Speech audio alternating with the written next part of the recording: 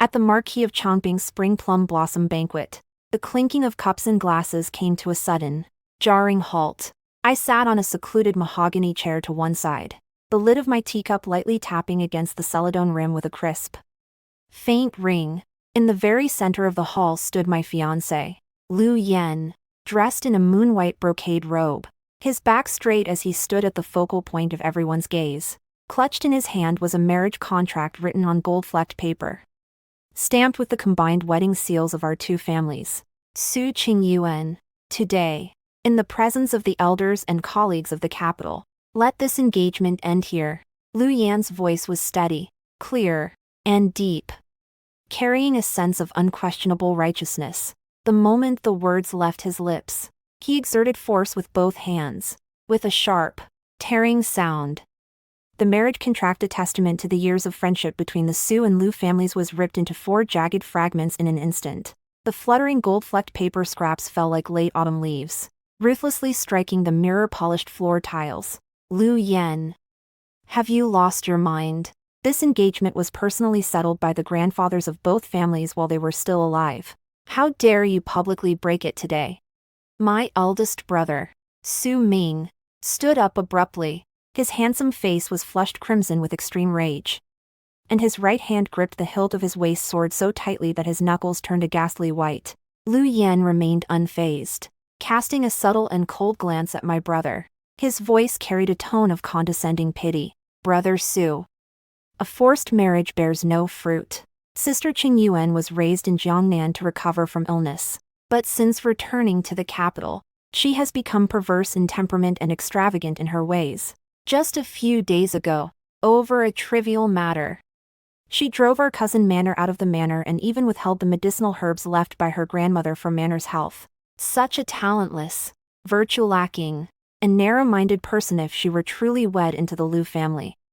I fear even our ancestral temple and kin would find no peace. Following Lu Yan's resounding accusations, Lin Man'er, who had been standing behind him, stepped forward at just the right moment. She wore a simple, pale primrose yellow gauze dress, her eyes red and swollen, her figure so frail she looked like a weak willow branch that might snap at any moment. While dabbing at non-existent tears with her handkerchief, she timidly tugged at Lu Yan's sleeve. Her voice was as faint as a mosquito's hum, yet it was perfectly audible to everyone present. Cousin, please, say no more. It is all Wanner's fault. It is my own ill fate. I should never have come to the capital to cause sister such distress. Even if sister replaced those century-old ginseng roots with moldy herbs, it is only because I lack the fortune to enjoy such things. Please, do not let me be the cause of a rift between the two families. The two of them played off each other perfectly, instantly and firmly pinning a massive reputation for being perverse in temperament, oppressive toward an orphan girl, and devoid of both virtue and talent squarely onto my head. The surrounding crowd of noble ladies and young misses from prestigious families immediately erupted into a dense flurry of whispers. TSK, TSK. Who would have thought? This Su girl looks quiet enough on the surface, but she's actually so cruel in private. Exactly. Miss Lin is already pitiable enough living under someone else's roof. Yet she even withheld life-saving medicinal herbs. She truly has the heart of a snake or scorpion. No wonder young Master Lu would rather bear the infamy of breaking an engagement than marry her, even going so far as to tear up the marriage contract in public. Which family would dare marry such a woman and let her run their household? Listening to the tide of accusations and spurning surrounding me, I didn't even lift an eyelid. I picked up my teacup and took a subtle sip. The Longjing tea had already grown somewhat cold, leaving a bitter aftertaste in my mouth. The so-called moldy herbs Lin Man'er spoke of were, in fact, the result of her bribing the old women in the Su family's pharmacy to deliberately swap out the good medicine, all to garner sympathy from her maternal family and Lu Yen. As for Lu Yen, did he truly care about what grievances Lin Man'er suffered? No.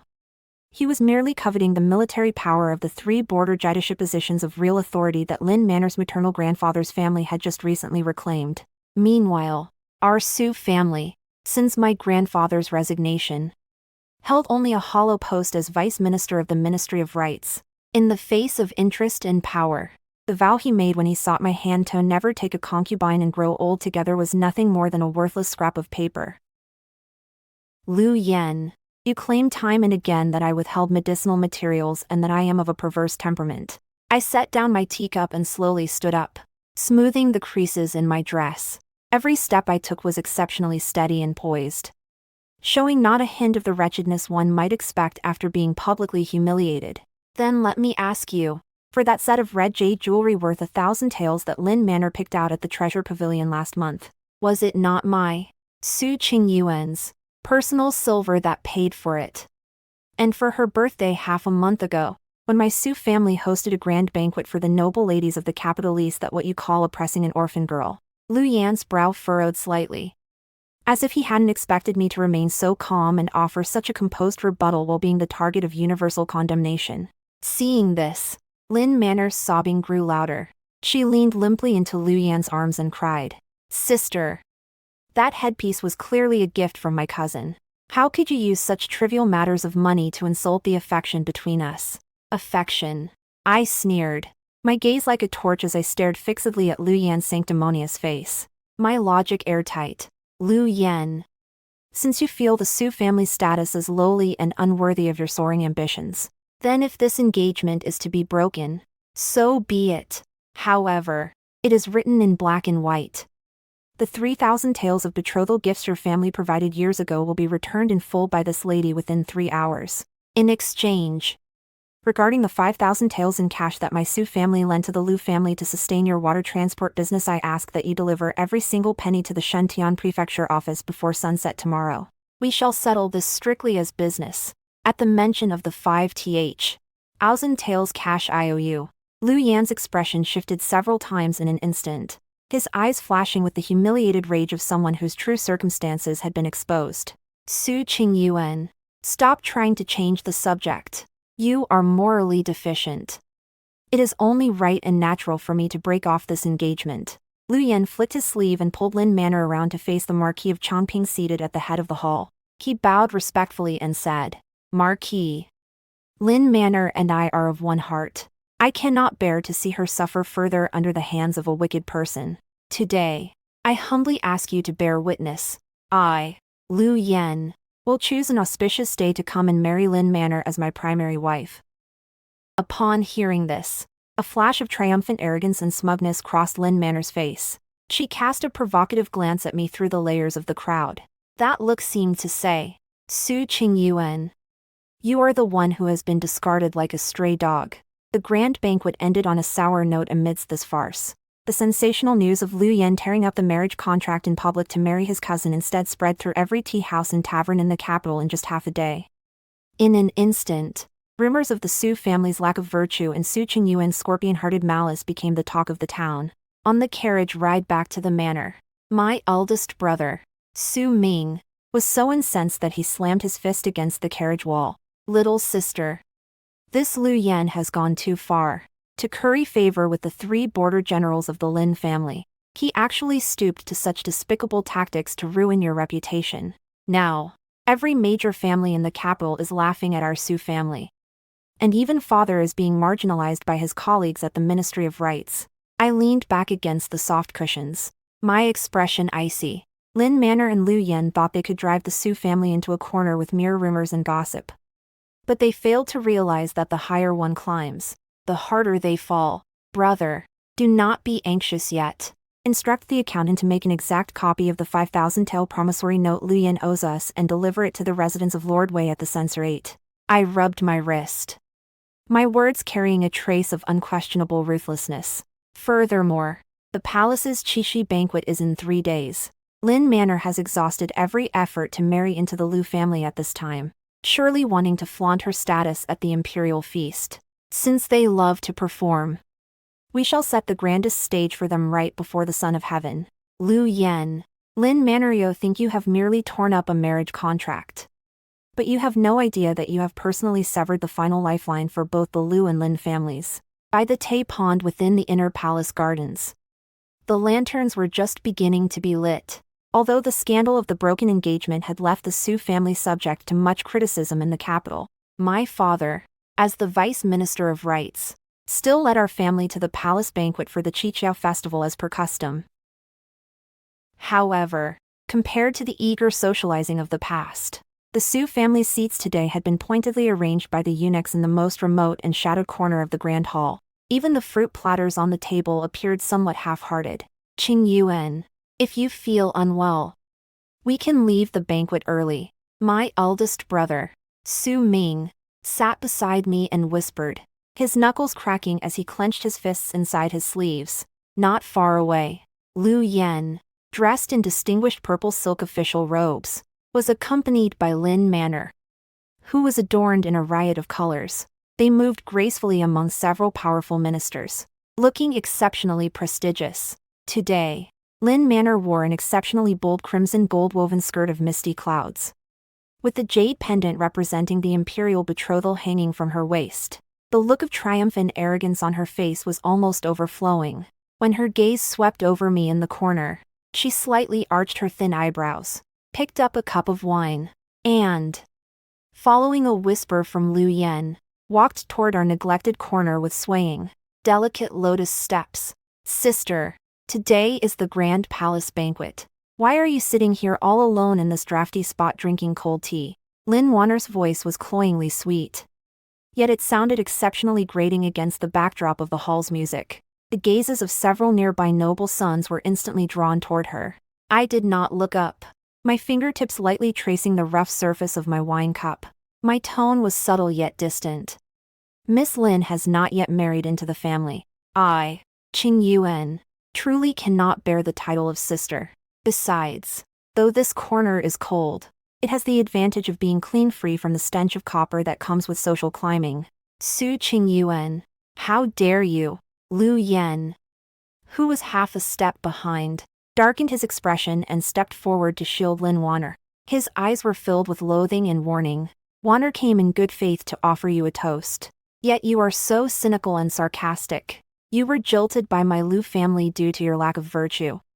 Instead of staying behind closed doors to reflect on your faults, you dare to mock the future matriarch of the Lu family at this palace banquet. You truly have no shame. Lu Yan's voice was not quiet, and in an instant, half the dignitaries in the hall turned to look. Lin Man'er took the cue to let her eyes redden, her delicate frame swaying weakly. The white jade wine cup in her hand tilted, and that strong liquor, carrying a strange, cloying sweetness, splashed straight toward my bodice.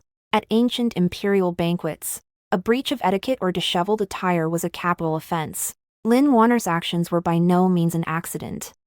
She intended to use this single cup of wine to completely strip away my remaining dignity and have me expelled from the hall by the inner attendants. My gaze turned cold, just as my right hand was about to seize the tea tray at the corner of the table to deflect the wine. A slender hand with well-defined knuckles suddenly reached out from the side.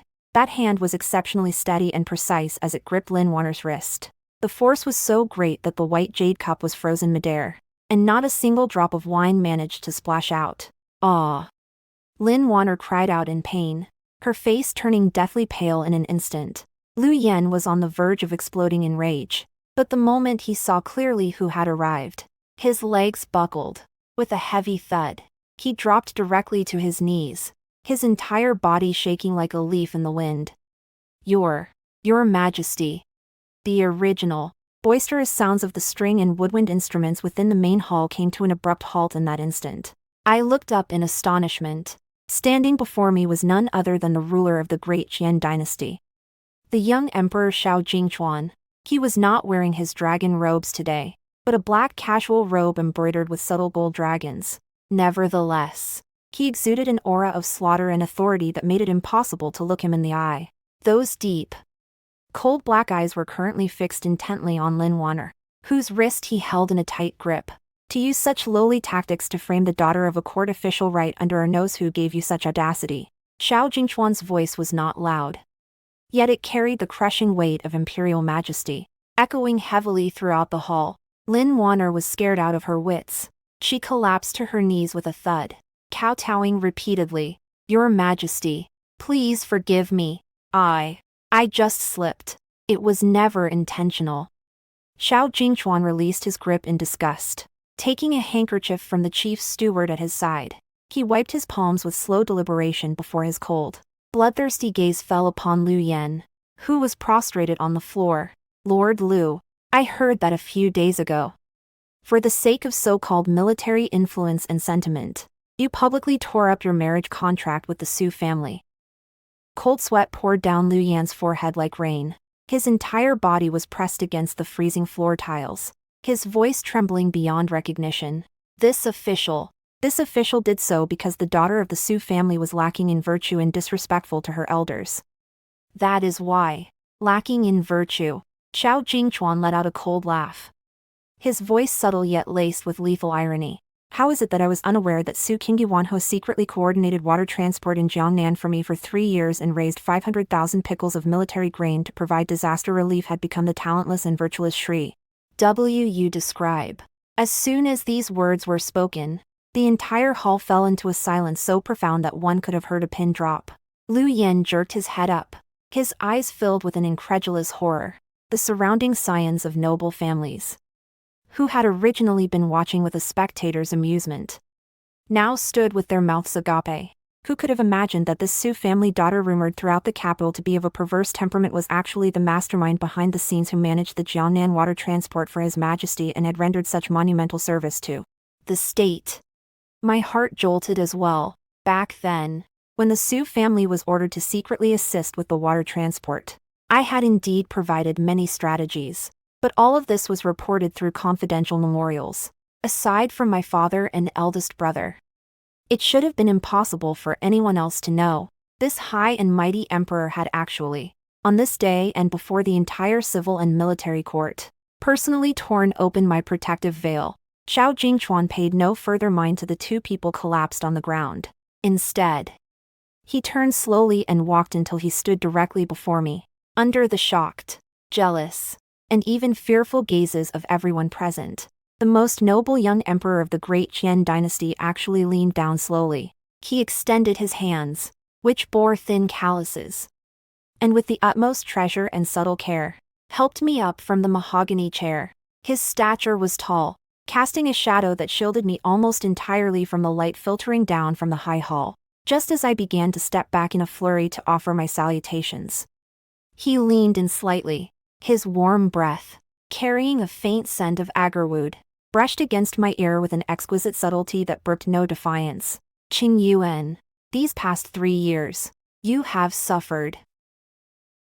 Xiao Jingchuan's voice was incredibly low, yet it carried a heart-stopping certainty and tenderness. The pearl that the Lu family discarded, I shall have. Within 3 days, I will wed you. This realm of Dacian, I shall rule alongside you. My long lashes trembled as I met his deep, dark eyes, which unbeknownst to me had become filled with an intense affection. It turned out that in this 3-year-long game of chess, he had never been a cold, detached bystander. Lu Yan, Lin Man'er, did you truly believe that tearing up the marriage contract was your ladder to the heavens?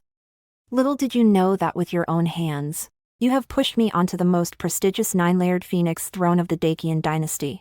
On the morning the imperial decree arrived at the Su residence, the entire capital felt as if it had been split wide open by a sudden clap of thunder.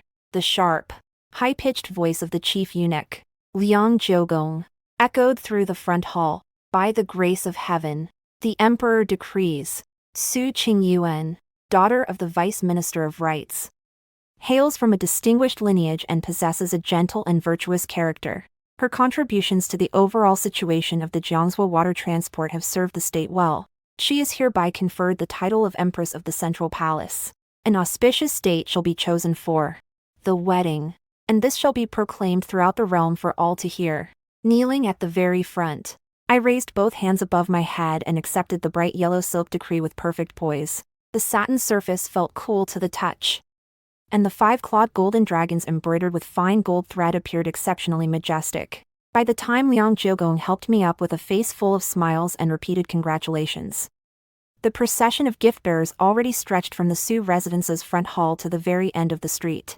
There were exactly 108 chests of betrothal gifts tied with red silk, each one filled with rare treasures inventoried overnight by the imperial household department. Giant clams from the South China Sea and warm jade from the western regions filled the once quiet front courtyard of the Su family to the brim, leaving almost no room to even set foot. Congratulations, Your Ladyship. His Majesty has specifically instructed that this is merely the portion of the betrothal gifts prepared by the Ministry of Rites according to protocol. As for the rare and exquisite treasures found among the common folk, His Majesty is currently having his personal treasury cleared out to bring them to you. Liang Jiugong bowed slightly, his voice subtle yet carrying immense weight. Standing to the side, the eldest brother Su Ming watched the betrothal gifts that were nearly blinding to the eye. The gloom in his gaze swept away entirely. He gave a reserved cupped fist salute to Liang Jiugong and handed over a heavy pouch. My thanks to you. Eunuch, please report back to His Majesty that the Su family will certainly not fail the imperial grace. Meanwhile, the old Lu family residence had long since descended into utter chaos. Lu Yen sat in his study, his hand deathly tight around the official gazette he had just hurriedly transcribed from the Ministry of Rites. His face was ashen, devoid of any color. Lin Man'er sat on the soft couch nearby. Her originally exquisite makeup appeared somewhat distorted due to extreme terror, her fingernails digging deep into her bright red skirt. This is impossible. How can this be? Lu Yen slammed his palm onto the desk. The force was so great that thick ink splashed from the inkstone onto his hand. Yet he didn't even bother to wipe it off. Su Qingyuan. That solitary and eccentric woman, how could she suddenly transform into the Empress of the Central Palace? Did His Majesty make a mistake? Did those old fogies at the Ministry of Rites write the wrong name? Cousin, you have to think of something. Lin Man'er threw herself into Lu Yan's arms, weeping like a pear blossom in the rain, her voice filled with panic and resentment. At the palace banquet a few days ago, the Emperor clearly said those things just to warn us. I thought it was merely out of respect for Vice Minister Su. But now, she has become the Empress. Doesn't that make the military power of my three uncles and the Lin family a complete laughingstock? Lu Yen slumped dejectedly into his chair, the shock in his eyes gradually turning into a wave of near-desperate regret. Back then, in order to curry favor with the three border generals of the Lin family, he hadn't hesitated to publicly tear up the marriage contract at the Marquis of Changping's Plum Blossom banquet.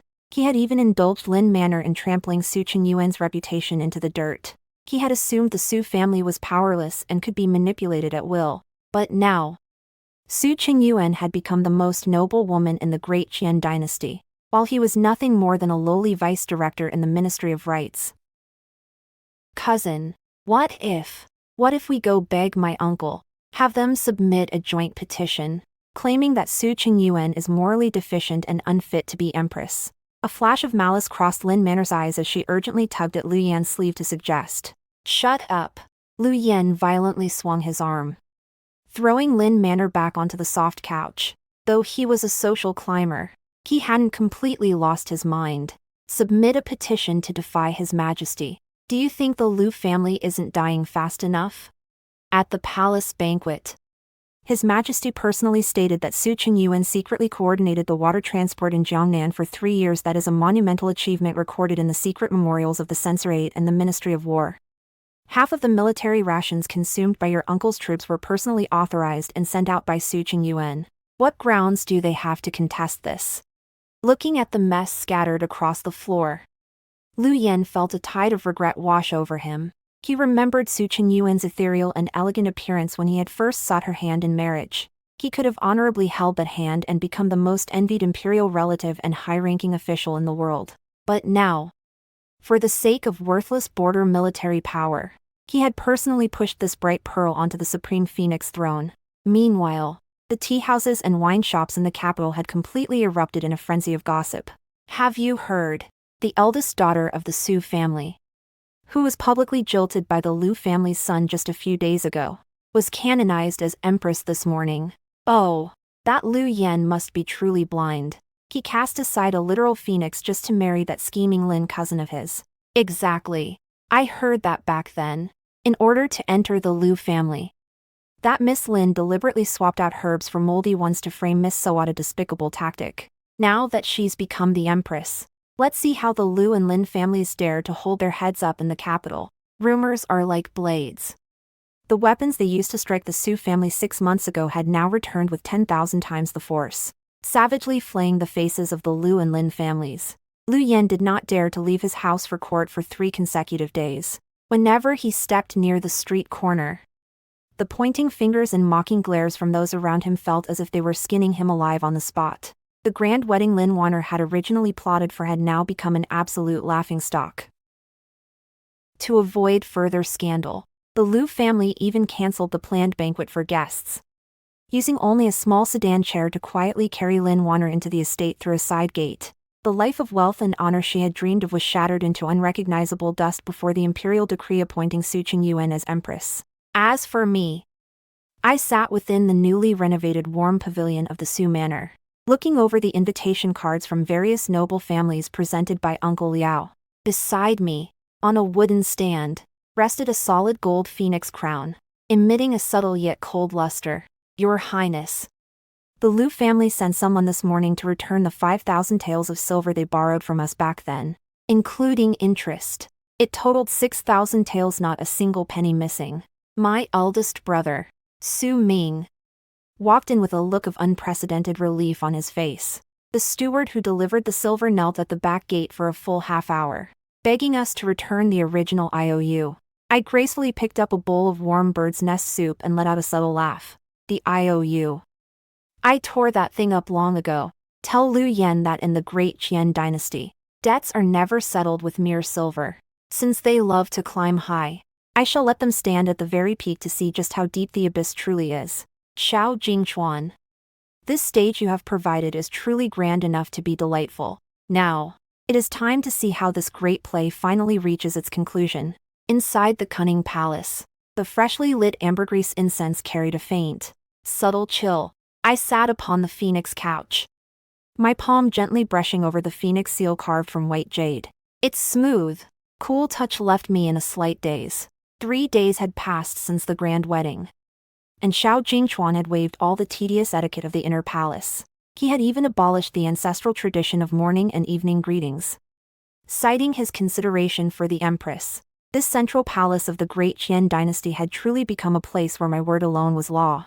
Your Majesty, Liu Yan, the Vice Director of the Ministry of Rights, is currently waiting outside the hall. He says he is here to hand over the accounts for the grain shipments borrowed some days ago.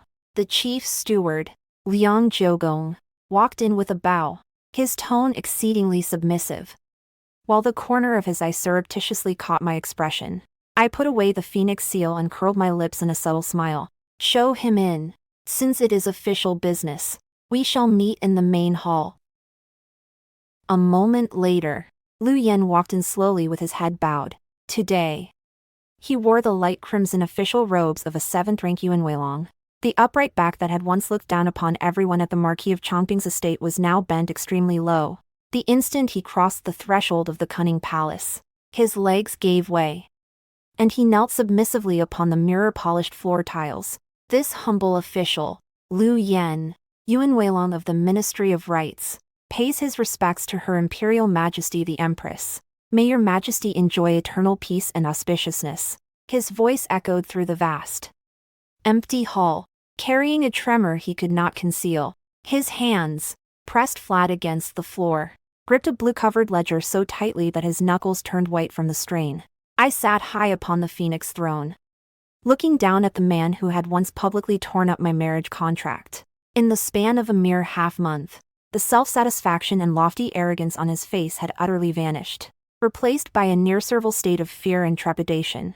Lord Liu, please rise, I said, my voice level and devoid of any discernible emotion. A few days ago, during the floods of the Jiangsu water transport, there were some discrepancies in the military rations allocated by the Ministry of Rights. Since His Majesty has entrusted these accounts to me for verification, perhaps Lord Liu could explain where exactly these 3,000 taels of wastage which appeared out of thin air on the ledger have gone. Liu Yan's body swayed violently. Having only just half risen, he collapsed back to his knees with a heavy thud. Your Highness, please, have mercy. This was because the Linjiang River encountered undercurrents, causing the ships to leak and some of the rations to rot. This humble official would never dare to embezzle even a single cent for personal gain. Lu Yen prostrated himself repeatedly, his forehead drenched in a cold sweat. In ancient times, reselling or embezzling military rations was a capital offense punishable by the execution of one's entire clan. Lu Yen naturally lacked the courage to embezzle them directly. However, this sum was actually public silver he had secretly diverted from the Ministry of Rights to settle the high-interest debts the Lu family had incurred in preparation for his marriage to Lin Man'er. He had assumed that once Lin Man'er's 3 uncles, all frontier generals, returned to the capital, he could use frontier defense expenses to balance these crooked books without anyone being the wiser. What he never expected was that the person ultimately auditing this ledger would be me. A leak, I sneered, picking up a secret memorial from the Phoenix desk beside me and tossing it in front of him. Lord Lu seems to have forgotten that I spent 3 years coordinating water transport in Jiangsu, which river channels have undercurrents and which boats are prone to leaking. I know these things 10,000 times better than you do. On the 15th of last month, the Grand Canal was calm and tranquil, without a single wave. Could it be that this extra 3,000 taels of yours was withdrawn in advance as military rewards by Miss Lin's 3 uncles on their way to the capital? At the mention of the Lin family uncles, Lu Yen looked as if he had been struck by lightning. In the Great Qian Dynasty, military power had always been the emperor's greatest taboo.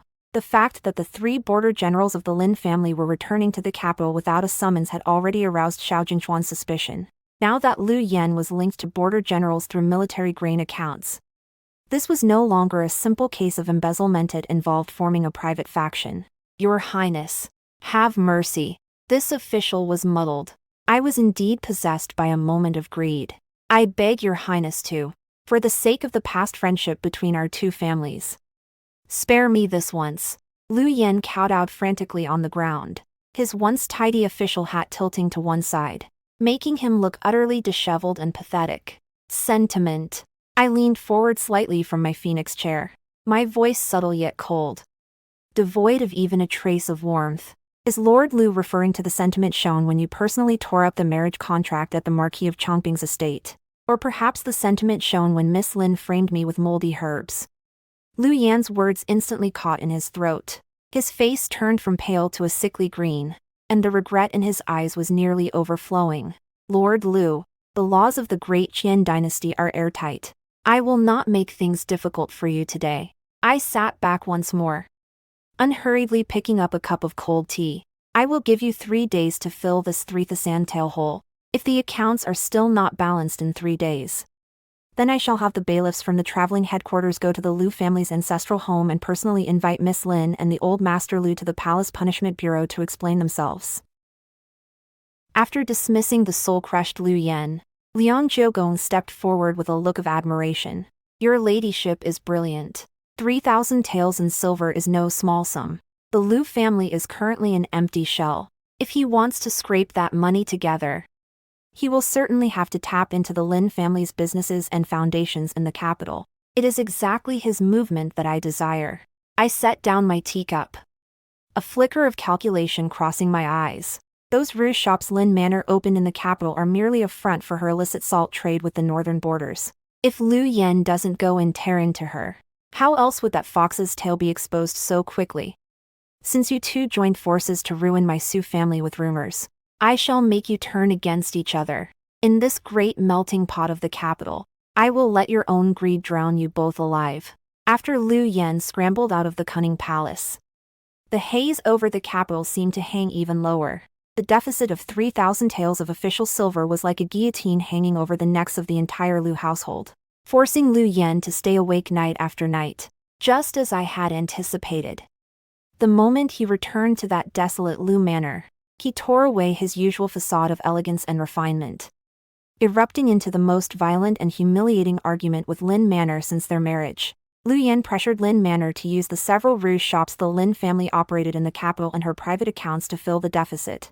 However, Lin Man'er, who had always valued money as much as her life and viewed these funds as her foundation for standing in the Lu family, was unwilling to spit out the silver for no reason just to clean up Lu Yan's mess of embezzling public funds. Faced with their own personal interests, the couple tore away the last shred of their tender facade, constantly accusing and resenting one another. in order to preserve her own and the Lin family's private property, and even more so to completely drag me down from the Phoenix throne. Lin Man'er, driven to a dead end, took a desperate risk and devised a poisonous scheme she thought would solve everything once and for all and turn defeat into victory, framing the Empress. This afternoon, in the winding corridors of the imperial garden, a gentle breeze carried the faint scent of lotus from the Tay Pond, presenting a scene of deceptive tranquility.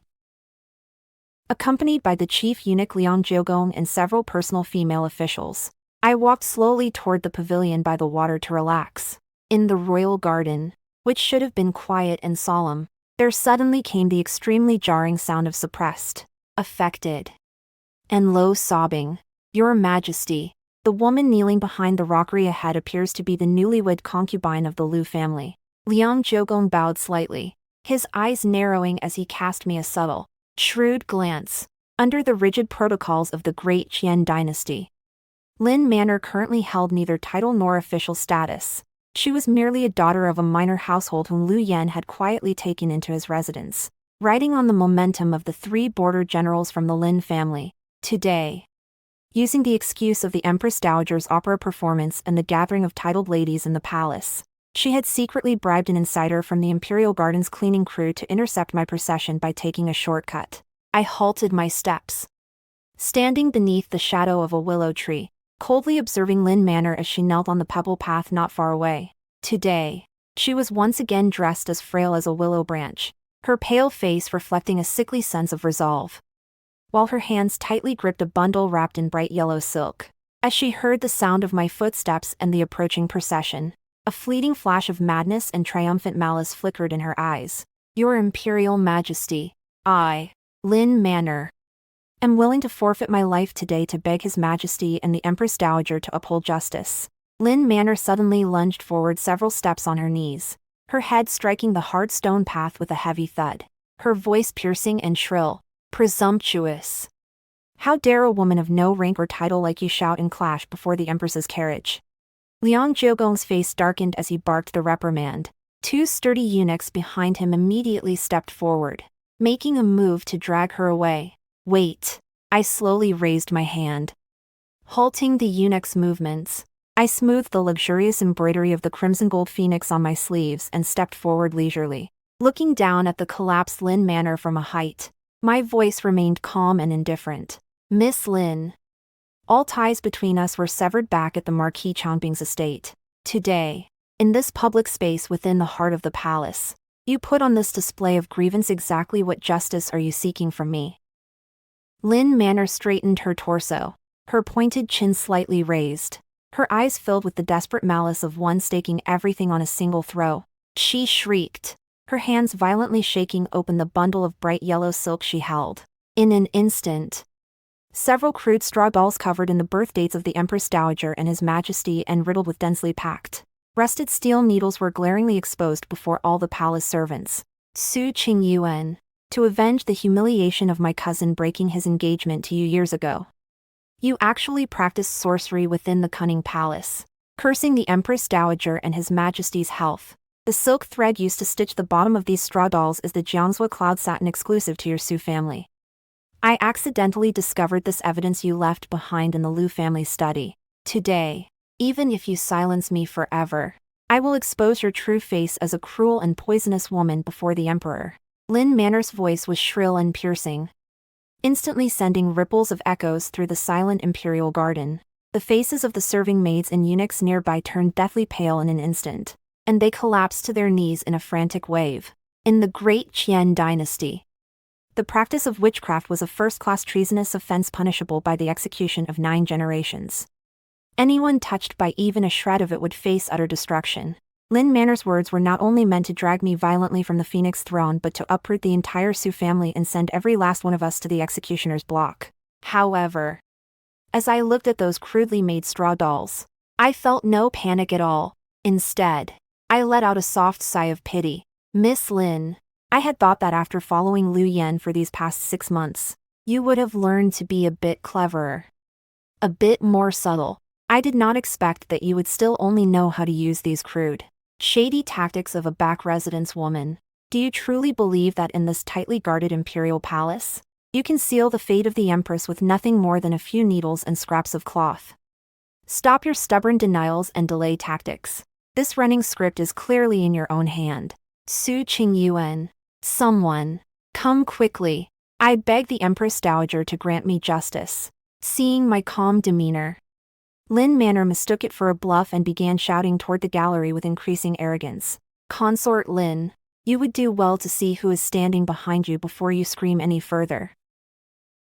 I folded my hands, letting out a subtle, icy laugh. Lin Man'er's body stiffened abruptly as a wave of premonition washed over her. She turned her head instinctively and froze as if struck by lightning.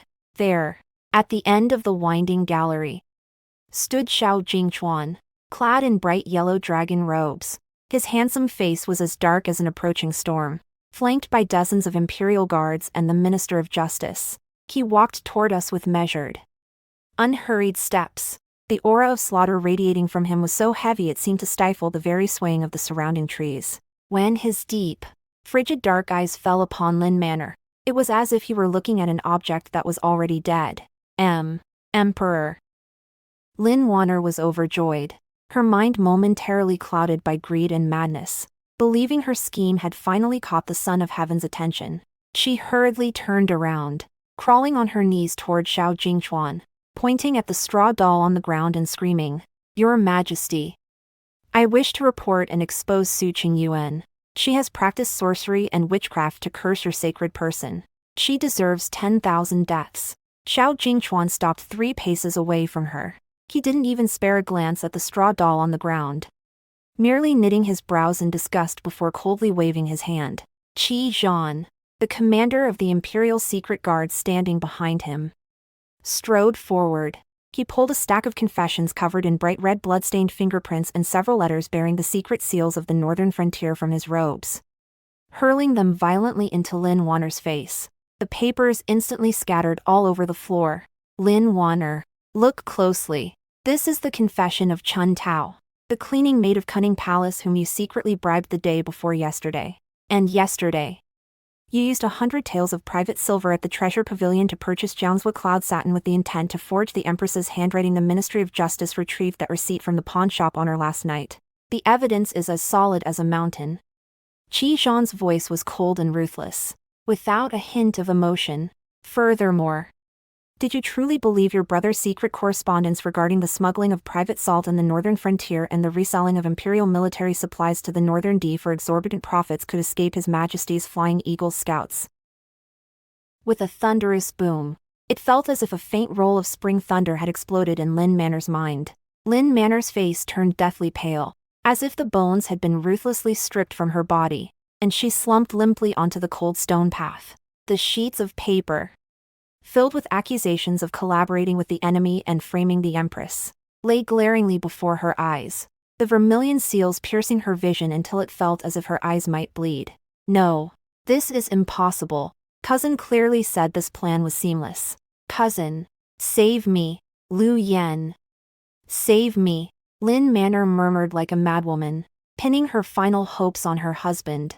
Lu Yan. Xiao Jingchuan let out a cold sneer. The sound was subtle, yet it carried a bloodthirsty cruelty that could make the entire imperial court tremble. Last night, to prevent the discovery of a 3,000 tael deficit in official silver, Lu Yan personally wrote a secret memorial impeaching your Lin family for conspiring with the Northern D and plotting rebellion, all to prove his loyalty to me. Lin Man'er, you pride yourself on being calculating. Yet you didn't realize that at the critical moment of life and death, the first person your chosen husband would betray is you. Just then, several bailiffs from the Ministry of Justice dragged Lu Yan over like a dead dog. He was clad in prison garb and weighed down by heavy iron shackles. At this moment, Lu Yan retained not a shred of the dignity or elegance he once possessed as a scion of a noble family. His hair was disheveled, his face a mess of bloodstains and filth. The moment he saw Xiao Jingchuan and me, he began to kowtow frantically on the ground, begging for mercy like a madman. Your Majesty, spare my life. Your Ladyship, spare me. I was bewitched and coerced by this poisonous woman. The military grain accounts, the witchcraft plot, it was all orchestrated by Lin Man'er alone. I am loyal to your majesty and have never harbored the slightest disrespect toward your ladyship. Lu Yen wailed, tears and snot streaming down his face. To save his own skin, he spared no effort in dumping all the blame onto Lin Man'er, magnifying her role 1,000-fold. Lin Man'er stared blankly at this man one she had schemed so hard for, even risking infamy to snatch away from me, watching his utterly selfish, ugly, and cowardly face as he groveled for survival. She suddenly threw her head back and laughed. Her laughter was as shrill and piercing as a vengeful ghost in a midnight forest, echoing endlessly through the vast imperial garden. Lu Yen, you power-hungry, cold-blooded, spineless coward. Back then, for the sake of my family's influence, you publicly tore up Su Qingyuan's marriage contract at the Plum Blossom banquet. Now, to save your own life, you trample on my bones and destroy my entire clan. You will die a miserable death. Every single member of your Lu family will die a miserable death. Lin Man'er's eyes looked ready to burst with rage, her sharp fingernails clawing bloody streaks across the stone floor. Xiao Jingchuan turned his head away in disgust, no longer looking at these two rats tearing at each other in the mud.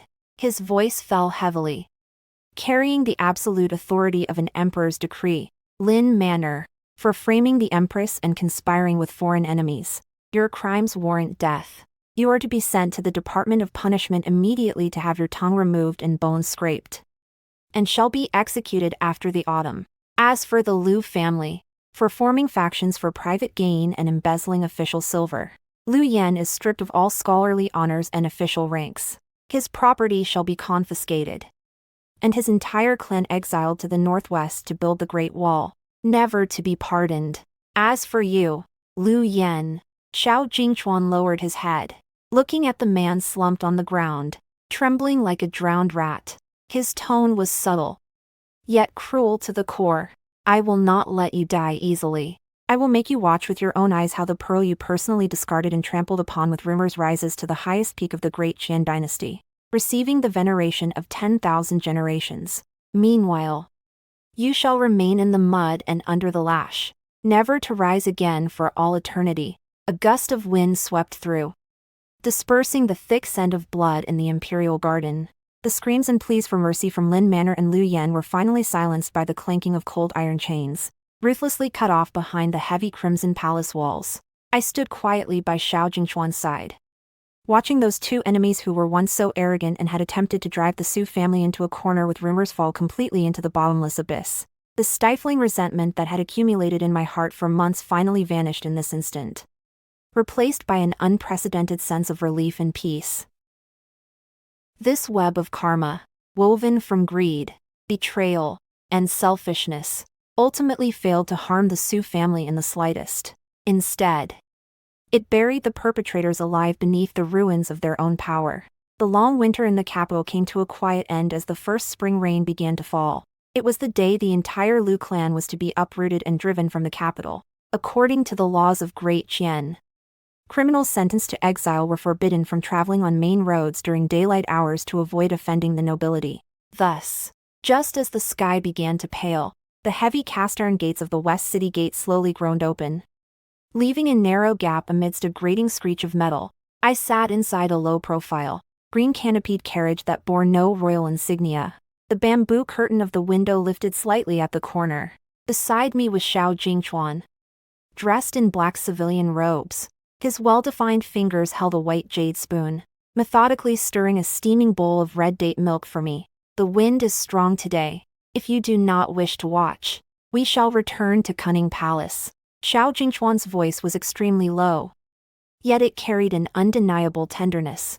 He handed the porcelain bowl into my hands, while his other hand naturally tucked the white fox fur cloak more tightly around me. Since we are already here, I ought to see off an old acquaintance. I curled my lips into a subtle smile, my gaze following the gap in the curtain to rest upon the muddy official road outside the West City Gate. On the official road, a line of prisoners dressed in tatters and shackled in heavy wooden stocks moved forward with uneven steps. In that long procession, the sound of wailing mingled with the crisp clanking of iron chains, sounding exceptionally desolate in the cold morning mist. The Lu family, who once enjoyed boundless glory in the capital, now saw everyone from their 70-year-old patriarch down to the infants in swaddling clothes clad in coarse gray prison uniforms, carrying thin, tattered straw mats upon their backs, and walking at the very front of the line was none other than Lu Yan. 6 months of wasting away in prison had long since stripped him of the lofty pride and refinement inherent to a scion of a noble house. His once upright back was now deeply hunched, and his hands, which had once held only the finest brushes and critiqued the quality of huizhou ink, were now covered in cracked, bloody gashes and thick calluses. The tattered straw sandals on his feet had long been soaked through with muddy water. With every step, he left a viscous, bloody footprint in the mire. Move faster. What are you dawdling for? If we miss our stop for the night, you'll pay for it. A burly escort guard with a fleshy face spat on the ground. His long cowhide whip cracked piercingly in the air, lashing brutally across Lu Yan's back. With a sharp crack, the coarse fabric of his garment instantly tore open, revealing a bloody welt deep enough to see the bone. Lu Yan let out a cry of pain. Losing his balance, he fell with a heavy thud into a waterlogged mud pit. Seeing this, the surrounding members of the Lu clan did not step forward to help. Instead, they retreated several paces, their eyes filled with an unconcealed resentment and loathing as they looked upon him. It's all because of this jinx. He rejected the perfectly good legitimate daughter of the Su family just to marry that traitorous Lin Man'er. Exactly. If he hadn't been blinded by lust and publicly broken the engagement for the sake of the Lin family's military power, how could our Lu family have ended up having our home seized and being sent into exile? A scourge. He is the sinner of our Lu family. Once we reach the northwest, I'll be the first to make him pay. Sentence by sentence, word by word, the very same clan elders who once praised him in the Marquis of Changping's manner for being decisive and upright were now using the most vicious and blunt language to trample him into the lowliest mire. The karmic retribution of this world is often so seamless that one cannot find a single flaw in its justice. Lu Yan lay prostrate in the mud, his hands clawing desperately at the freezing ground, letting the sludge smear across his cheeks. He did not argue. He likely no longer had the strength to do so. He merely lifted his head with great difficulty, using his clouded, bloodshot eyes to gaze blankly at the green canopied carriage parked by the side of the official road. Although the carriage was extremely low profile, the horse pulling it was a Fergana stallion reserved for the imperial palace. The accompanying guards wore plain clothes, but their bulging temples and steady breathing betrayed the noble status of the person inside the carriage. The wind rose, lifting the bamboo curtain before me. The moment our eyes met, Lu Yan's body trembled violently. He stared fixedly at me, my vibrant, luxurious silk dress, free from any mourning white or shackles, and at the 9 pure gold phoenix tails on my hairpins, shimmering brilliantly in the morning light. He opened his mouth, seemingly wanting to call my name. But when he saw Xiao Jingchuan leaning out from beside me, he looked as if he had been struck by lightning, forcing every word back down his throat. Qingyuan, Qingyuan. Lu Yan's voice was impossibly hoarse, as tears from the corners of his eyes flowed down, mingling with the mud on his face. He is filled with regret. He recalled the first time he saw me in Jiangnan. I was dressed in simple, elegant Jiangnan water satin, managing the Su family's affairs with meticulous order amidst the rhythmic clicking of the abacus. Back then, when he made the vow of one lifetime, one couple, there was surely some sincerity in it. But once he entered the Vanity Fair of the capital, his vision became clouded. He began to believe that women were merely appendages to men, and that the Su family's status could not support his soaring ambitions. He thought he was tearing up a mere marriage contract that could be discarded at will, unaware that he was personally severing the Lu family's only lifeline in the Great Qian Dynasty. Lin Man'er, whom he had schemed so hard to snatch away, ultimately became the imperial sword that brought about the execution of his entire clan and the seizure of his estate. Meanwhile, Su Qingyuan, whom he had treated like worn-out shoes, had now become the true phoenix of the 9 heavens, someone he could not even look upon without it being a sacrilege. Lu Yan. The Great Qian Dynasty's border wall is still short by 300,000 bricks. Xiao Jingchuan's voice drifted steadily from the carriage. It wasn't loud, yet every word struck Lu Yan's eardrums with jarring clarity. I will have men keep a close watch on you. Every single brick must be laid by your own hands. You must stay alive, live long enough to see the Great Qian flourish in peace. And to see the Empress and me surrounded by a house full of children and grandchildren. These words were subtle, yet cruel to the very bone. They did not just strip Lu Yan of his right to die. They nailed his lifelong hopes firmly to the desolate, bitter construction sites of the Northwest. This subject. Thanks your majesty for his profound grace. Lu Yan collapsed into the muddy water, kowtowing toward the carriage with agonizing slowness and utter humiliation. His forehead struck the bluestone slabs with a dull thud, continuing until his brow was a bloody blur. By then, however, the carriage had already turned around and vanished into a cloud of dust. Half a month later, the imperial decree for execution after the autumn equinox was issued. Lin Man'er had endured every form of torture in the Department of Punishment. Ultimately, for the crimes of framing the Empress and conspiring with the enemy in treason, she was publicly beheaded at the West Market entrance. It was said that on the day of her death, the citizens of the capital pelted the execution ground with rotten eggs and decayed vegetable leaves. There was not even a flimsy coffin provided to collect her remains. Those so-called frontier general uncles of the Lin family were also stripped of their military ranks due to ironclad evidence of smuggling private salt. The entire clan was demoted to slave status, vanishing completely from the historical records of the Great Qian Dynasty. Meanwhile, at the Su family's ancestral home thousands of miles from the capital, a purple gold plaque personally inscribed by the emperor, reading first-rank Duke of Imperial Grace, was now proudly displayed. My father, Vice Minister Su, was promoted to Minister of Rights, and my eldest brother, Su Ming, took command of the imperial guards in charge of the capital's defense. The Su family leaped to become the most prominent first-class noble house in the capital. No one dared to gossip in private anymore about the Su family's daughter having a perverse temperament. When they spoke of her now, there was only heartfelt awe and envy. 2 years later, the silk trees in the cunning palace were in full bloom. I sat on the swing, holding a ledger of canal transport dividends that had just been delivered via express courier from Jiangnan. Over the past 2 years, under my secret management, the Great Qian Dynasty's silk and canal transport businesses had seen their turnover triple. This not only replenished the national treasury but also made the names of the Wei and Su families resonate throughout the entire Great Wilderness. Your Majesty, the Emperor has dismissed the morning court and is heading this way. Chun Tao, dressed more poised than usual, stepped forward with a smile, carrying a plate of fresh honey mandarins from Shuzhong. I closed the ledger and let out a subtle chuckle. He's moving quite fast today. Didn't those censors in the Grand Secretariat give him trouble over my intervention in the canal transport affairs? How would they dare? Chun Tao curled her lip, her eyes full of pride. Yesterday, an oblivious official submitted a memorial claiming Your Majesty was a woman interfering in state affairs. On the spot, the Emperor threw the account books showing the 500,000 dan of disaster relief grain you allocated during the Jiangsu floods right in his face. He asked if the official could raise that much money in 3 days. That censor was so terrified he took off his official hat then and there. He's gone back to his hometown to farm now. As we were speaking, a series of steady footsteps echoed from the end of the long corridor. Xiao Jingchuan strode in, not even having paused to change out of his imperial dragon robes. The moment he saw me sitting safely on the swing, his tense, handsome face instantly softened.